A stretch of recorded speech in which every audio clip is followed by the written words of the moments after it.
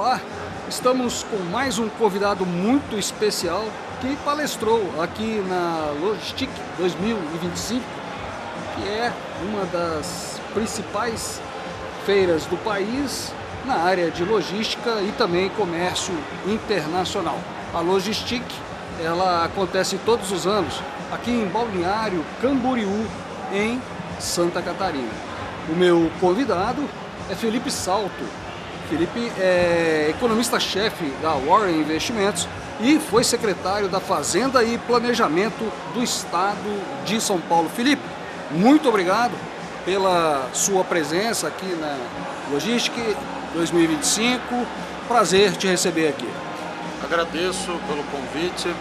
É um prazer estar aqui de novo em Balneário Camboriú, uma cidade muito importante para nós também da Warren, para os nossos escritórios. Nós temos uma força muito grande aqui no sul, apesar da nossa sede ser em São Paulo, mas nós começamos aqui no sul do país. Então é sempre muito importante para nós participar desses eventos e um prazer também conversar com você agora. Felipe, a sua palestra aqui foi excelente. Ela falava sobre os desafios fiscais no Brasil, né? Qual que é o principal desafio fiscal no Brasil hoje? Como é que ele impacta diretamente aí o setor produtivo e logístico? Bom, o ponto principal é que o Brasil tem hoje uma dívida pública muito elevada. Em percentual do produto interno bruto, nós estamos caminhando para 80% do PIB, que é um nível muito elevado, e é uma trajetória de crescimento que já vem desde 2014, pelo menos. A verdade é que os governos do período de 2008 a 2014 acabaram pecando por abandonar aqueles princípios da responsabilidade fiscal, do respeito ao dinheiro público, do controle das despesas, e isso legou ao país uma herança que ainda nós não conseguimos digerir e resolver para equacionar de novo esse problema. Em que consiste esse desafio? Consiste em reequilibrar receitas e despesas para que a gente possa fazer com que a dívida fique mais barata. Felipe, você tocou num assunto muito interessante, porque assim, eu tenho várias questões aqui que eu queria tratar com você, né? Eu até fiz uma pré-produção de assuntos muito importantes nessa área. E aí eu queria meio que fazer um bate-pronto, um ping-pong contigo sobre esses assuntos.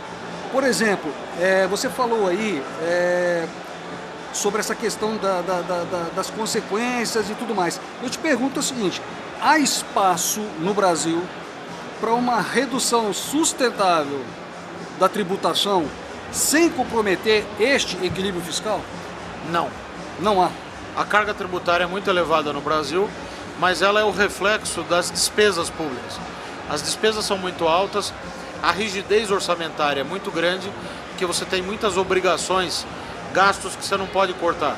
Salários, previdência, benefícios sociais, abono salarial, benefícios de prestação continuada, uma série de elementos que acabam tornando o orçamento extremamente rígido.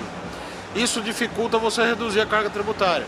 Então nós só vamos ter uma carga eventualmente menor, mais simples, mais palatável para o empresariado, para o setor produtivo, que estimule o crescimento, o investimento dos setores produtivos, inclusive do setor de logística, se nós fizermos a lição de casa do lado da despesa, que é o que nós não estamos fazendo. Essa pergunta que também eu ia estar aqui para fazer para você, que a reforma tributária está caminhando, né? O que os empresários aí da logística e do comércio internacional eles podem esperar em termos práticos nos próximos anos? Tem duas reformas em curso, uma que já está bem mais avançada, derivada da emenda constitucional 123, a chamada reforma tributária do consumo. Essa reforma foi aprovada e agora está sendo regulamentada e até já sendo colocada em prática, né? Colocando os termos todos da regulamentação para que ela possa começar a funcionar a partir do ano que vem. A grande preocupação que eu tenho nesse primeiro eixo, que é a reforma tributária do consumo, é que o sistema pode ficar mais complexo, como eu falava agora no evento aqui mais cedo.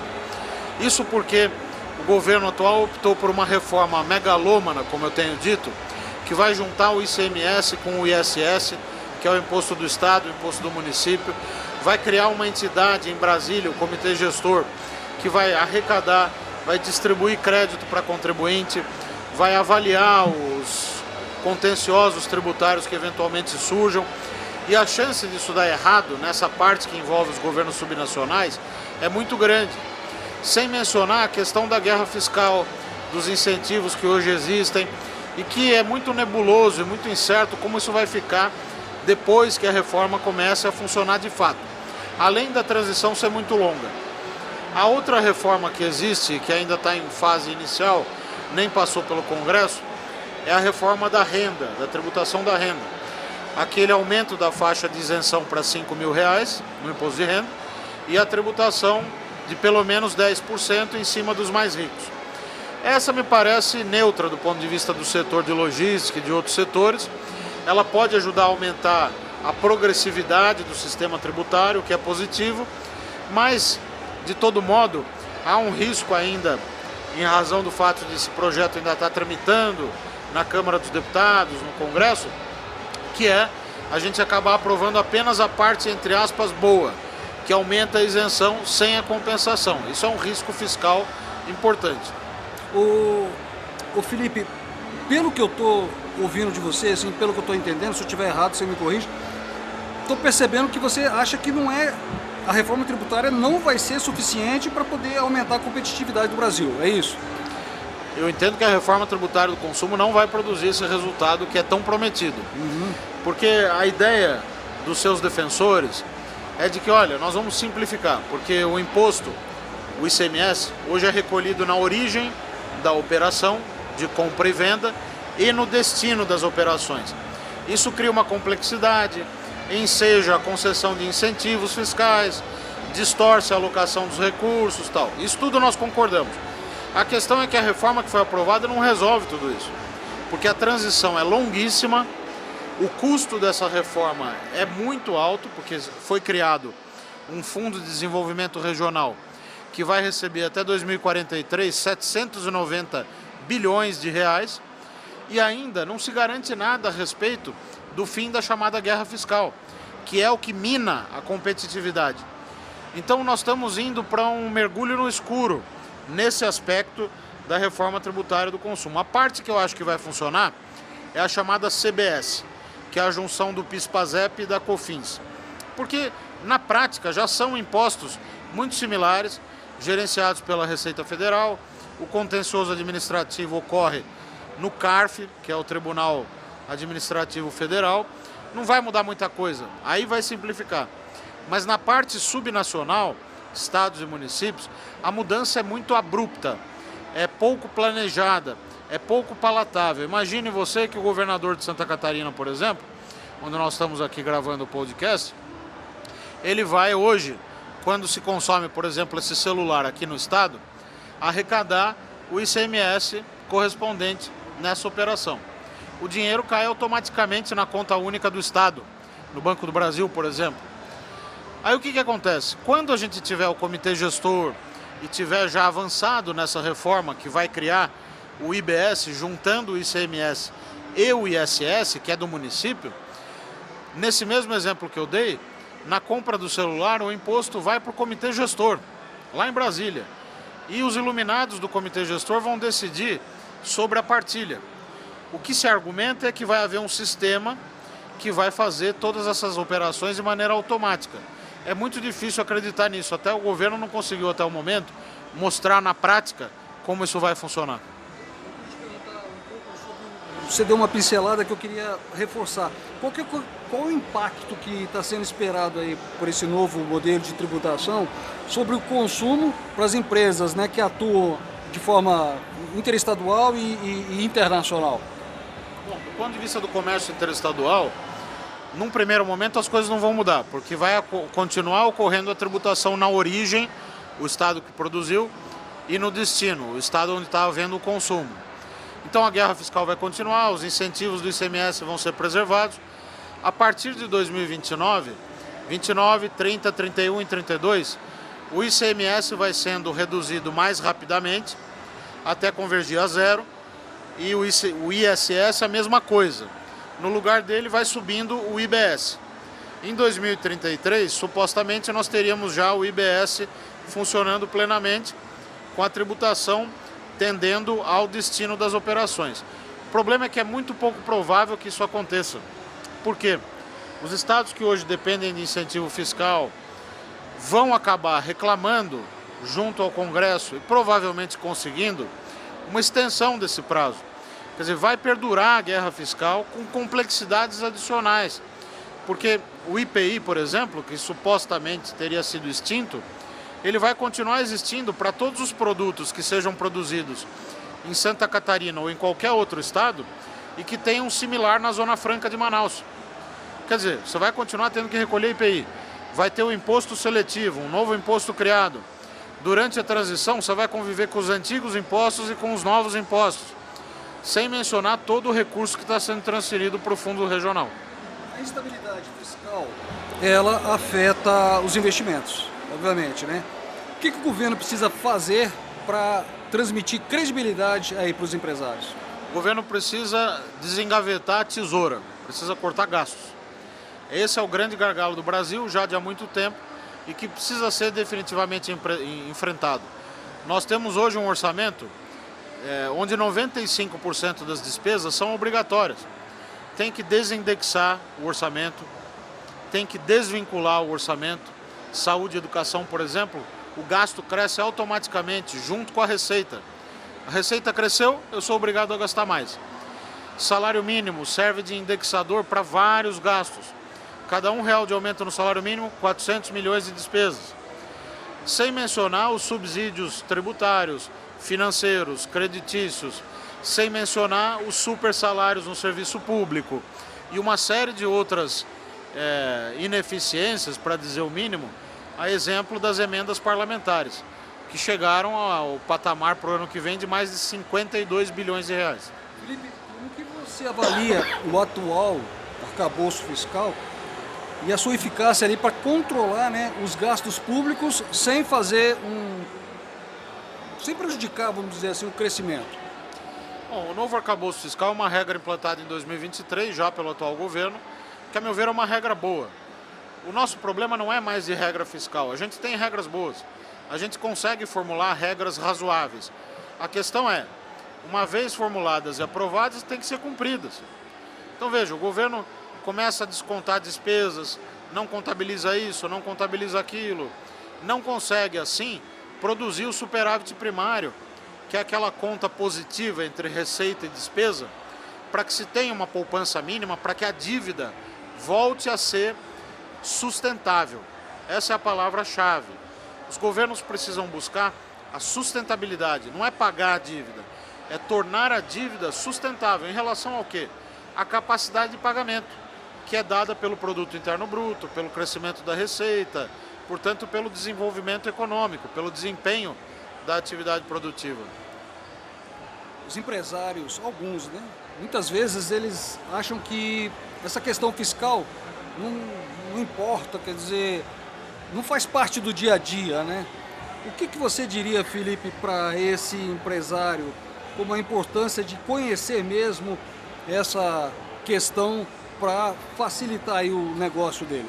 Olha, eu com os nossos clientes na corretora, lá na Warren, aqui no evento e tantas palestras que eu faço e conversas, eu tenho percebido que o empresariado está cada vez mais consciente de que para a gente ter um ambiente de negócios favorável, precisa resolver esse nó do gasto público, das contas públicas desorganizadas. Porque qual é a maior consequência de ter o desequilíbrio fiscal que nós temos hoje? É o juro real e nominal mais alto do mundo. Nós temos uma taxa Selic, por exemplo, de 15%. É incrível que os empresários continuem ainda conseguindo investir com um juro tão alto, porque é muito difícil você tomar um crédito tão caro como é no Brasil, é muito difícil você competir com investimentos que dão um ganho fácil, porque o juro é muito alto. Então, o empresário sabe que se o governo for mais consciente e fizer de fato materializar esse ajuste fiscal, os juros podem ser menores, a inflação mais contida e, no limite, o investimento fica maior, o consumo aumenta e as pessoas vão ficar mais felizes, vai ter mais emprego, mais renda. Então, para o empresário, o fundamental é ter um ambiente de negócios favorável. Com esse juro estratosférico, carga tributária extremamente complexa não só elevada, mas complexa, né? Porque o fato dela ser elevada eu já expliquei que tem a ver com os gastos públicos, né? Produz um quadro de dificuldades para que a gente possa passar, como eu sempre digo, para o clube dos ricos. Para passar para o clube dos ricos, nós vamos ter que crescer muito mais. A renda per capita vai ter mais dificuldades de crescer porque nós já perdemos o bônus demográfico. Então todas essas restrições se combinam com essa restrição maior, que é a orçamentária e fiscal. Sem ter contas públicas organizadas, nós não vamos a lugar algum. O setor de logística depende fundamentalmente de infraestrutura. Sim. A crise fiscal, ela tem sido um obstáculo para investimentos públicos e privados nessa área? Olha, especificamente no setor de logística, não, porque é um setor bastante pujante, principalmente aqui em Santa Catarina, né? E nós temos condições, infraestrutura, portos, etc., que são muito bons. O mesmo talvez se possa dizer sobre São Paulo. Mas olhando o agregado do país, sim. Porque se nós tivéssemos uma situação fiscal mais organizada, sobrariam mais recursos para investir em infraestrutura. Hoje, só para você ter ideia, nós temos um orçamento da União total, se tirar o pagamento de juros da dívida pública, de 2,5 trilhões de reais, aproximadamente. Desse total, só 200 bilhões o governo pode alocar como ele bem entender. Só que dentro desses 200, há também uma rigidez enorme, porque ele não consegue dispor de todo esse recurso. O que sobra para investimento é muito pouco, cada vez menos, porque os parlamentares tomaram conta de uma parte, 1/4 desse valor, divide a pizza em 4, um pedaço vai para as emendas parlamentares. O outro vai para a questão da obrigatoriedade de gastos, como saúde e educação, que acabam ocupando essa despesa. O que sobra para investimento, tirando o custeio da máquina pública, é muito pouco. Isso prejudica o investimento, prejudica a infraestrutura e, portanto, prejudica os setores produtivos. O ajuste fiscal pode ser feito sem prejudicar, né, sem sufocar aí setores essenciais ao crescimento, como o transporte, comércio exterior e tecnologia? Não existe ajuste fiscal sem dor. Todo mundo tem que pagar um pedaço da conta. Essa é que é a verdade e que nenhum político tem a coragem de dizer. Você tem que cortar gastos tributários, ou seja, isenções, regimes especiais, Simples Nacional, Zona Franca de Manaus, abatimento de gasto de saúde no imposto de renda e por aí vai. Você precisa fazer cortes de gastos, como eu mencionei já, precisa ter um sistema tributário mais racional, que tenha menos benesses, menos incentivos e que confie mais no crescimento pelo aumento da produtividade, percebe? Então, é preciso entender que o remédio amargo vai ter que ser tomado, sob pena da gente ter um prejuízo maior ao longo do tempo, do ponto de vista das possibilidades de desenvolvimento econômico. Você vê espaço, Felipe, para parceria público-privada ajudar aí a suprir a lacuna fiscal nos investimentos em infraestrutura da logística? Olha, a PPP, assim como a concessão, é um instrumento que o Estado dispõe, Estado lato sensu, Estado, município, União, e que é muito importante. Pode envolver a iniciativa privada, onerando menos o Estado, legando à iniciativa privada a parte que ela sabe fazer melhor, atraindo investimentos. Então, é um instrumento que, na medida do possível, deve ser utilizado, sim, para que o Estado tenha uma mão menos pesada e consiga permitir que o investimento privado floresça, respire. Hoje ele está sufocado. Quais são os riscos fiscais que os empresários têm que monitorar aí nos próximos 12 e 24 meses? Há algum sinal de turbulência aí pela frente? Olha, até as eleições do ano que vem, eu acho que o governo atual vai empurrar com a barriga. Quer dizer, aquilo que já foi aprovado no Congresso vai seguir, talvez a reforma do imposto de renda passe, porque há consenso. Tem também a medida provisória 1303, que trata das LCI, LCA, CRI, CRA, debênture incentivada de infraestrutura, que pode afetar os setores produtivos, mas que o governo aposta também para conseguir arrecadação adicional. Mas o fato é que até a eleição do ano que vem eu não vejo grandes crises sendo forjadas. Já para 2027, nós temos um encontro marcado com o ajuste.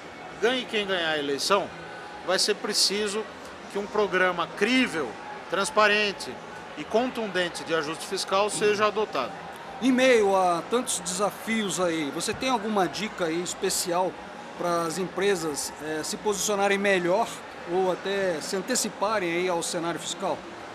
As empresas precisam, e elas sabem isso melhor do que nós economistas, porque elas estão sentindo na pele os problemas, as dificuldades, elas precisam ter um bom planejamento. Isso é que é fundamental, porque nós temos no Brasil duas cunhas que incidem sobre as empresas que são tremendamente preocupantes. A carga tributária complexa e elevada e o juro muito alto. Nesse contexto não é trivial gerenciar gastos, folha salarial, planejar investimentos, tomar decisões mais acertadas. Então elas precisam ter uma boa gestão de caixa, investir bem os recursos dos quais elas não dependem no curtíssimo prazo, para ter fôlego para passar por esse turbilhão. Se você pudesse dar uma recomendação só ao empresário aí que quer crescer no Brasil sem ser surpreendido aí com o cenário fiscal, qual seria essa dica especial que você daria? O empresário, ele precisa ter consciência de que só tem crescimento se investir. Para investir com recursos próprios, precisa ter uma gestão eficientíssima. E nós temos no Brasil, principalmente no setor de logística, mas em outros setores, empresas extremamente eficientes, que dão resultado, que dependem muitas vezes sim de subsídios, mas isso porque o modelo brasileiro é muito baseado em penduricalhos, incentivos, etc. O conselho que se pode dar nesse momento, principalmente agora, que nós estamos passando por eu não diria uma crise fiscal, mas uma situação muito delicada, juros muito altos, a situação externa também é incerta por conta do tarifaço adotado pelos Estados Unidos, o melhor é postergar decisões mais arriscadas, investir aquilo que já estava planejado e deixar as decisões mais ousadas para 2027, depois que a gente tenha maior clareza dos governos e dos modelos que os governos eleitos vão desenhar, seja na União, nos estados ou nos municípios. Felipe, eu quero agradecer muito a sua presença aqui. Tenho certeza de que esse bate-papo foi muito enriquecedor aí para os nossos empresários do nosso país. Muito obrigado pela presença, Felipe. Eu que agradeço. Obrigado pelo convite e pela gentileza. Quero agradecer também aí a você pela audiência e você que nos acompanhou até aqui.